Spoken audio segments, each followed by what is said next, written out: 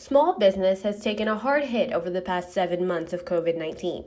With shelter in place and social distancing regulations, many businesses were forced to close temporarily or for good.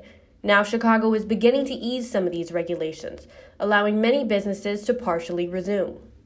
It also means that difficult decisions and sacrifices that we've all had to make are moving us slowly but surely forward.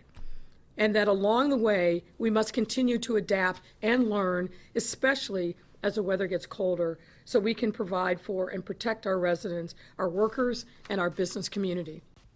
Small business owners in Lincoln Park like Cortland Hickey, whose family opened Chicago Costume over 40 years ago, says it's been rough, but they're adapting, despite losing considerable business from the DePaul community. First pivoted by starting to make face masks, because when everything shut down, face masks were in pretty short supply, and my mom started this business making costumes and making stuff, and she still does make stuff, so it was kind of a natural transition for us. Despite efforts to adapt, many Chicago businesses still couldn't recover. The Chicago Tribune reported this summer that over 4,000 businesses closed their doors, half for good. In Lincoln Park, near the DePaul campus, it's somewhat of a balancing act for businesses. We want to attract people into the neighborhood. We also want to keep them safe. Robin Hammond, vice president of the Lincoln Park Chamber of Commerce, says businesses in the area have had difficulties, but many are working through it. As we, as people, learn how to better protect ourselves and learn more about how we can protect ourselves, our businesses are certainly giving us that opportunity. And seeing, the city is being very smart about it. They're looking at the numbers. We have been kind of at the same positivity rate for the last few weeks.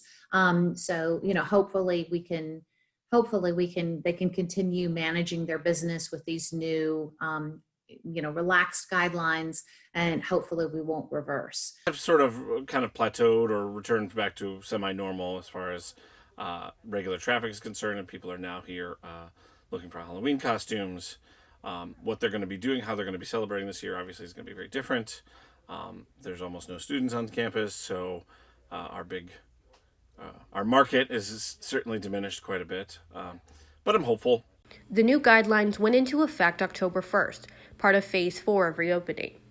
It still requires all patrons and staff to wear a mask and maintain strict sanitization, but increases restaurants' indoor capacity from 25% to 40%, with limits on the number of tables.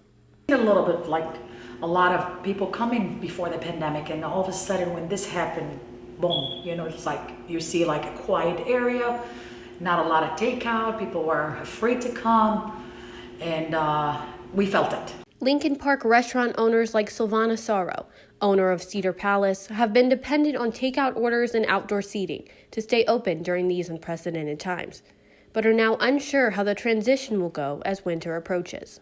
I'm not gonna lie to you, yes, I am nervous, and I'm like, that's the only way we can survive with, because 25% here is nothing, 12, and then they raise it to 40%, which is only 16 people that I can't have here. And people, it's a BYOB restaurant, so people bring their wine, they wanted to come, and I just don't like to push people to give them a limit of time, that this is all your time. People want to come and have our food, has appetizer, have all the things, so people love to sit and mingle. So change, it's all about change, and change is a constant. I think it's something we're all going to face. This just happens to be a much more dramatic one and horrible one that we've all had to go through. But I think the ones that are surviving, the small businesses that are surviving, are figuring out ways to put those wine bottles on the table and hopefully get through. And I'm hoping all of our community, is looking at supporting, local businesses to help them get through this. Bruce Leach, director of DePaul's Coleman Entrepreneurship Center, is hopeful businesses will be able to stay open. There will be things that come out of this going forward that will be, caused by the situation we're in. Hopefully in a positive way.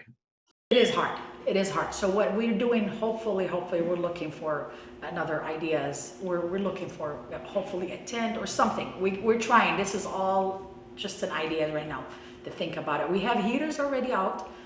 They're outdoor already. So people really sitting and they're having fun. Yesterday was cold, but people having their sweaters on, they drinking their wine, and also they have the heaters right next to them. So it's really nice. that we have this option. Hopefully until maybe late October, I don't know, until like starts snow or something. That's with the below zero weather. I don't think so people will want it to sit outside. Last month, a second round of small business grants, totaling $250 million, was announced by Governor J.B. Pritzker to help small business in Illinois. Even with government help in adapting their business models to stay open, one of the biggest issues for many business owners is the loss of community with their customers. We can go to our website, chicagocostume.com. We have stuff on eBay, Amazon, Etsy. It's okay. It's a lot of work. It's a lot more work than helping somebody in person, and that's, ultimately that's what I really love about having a costume store is my ability to interact with individuals. Shop local.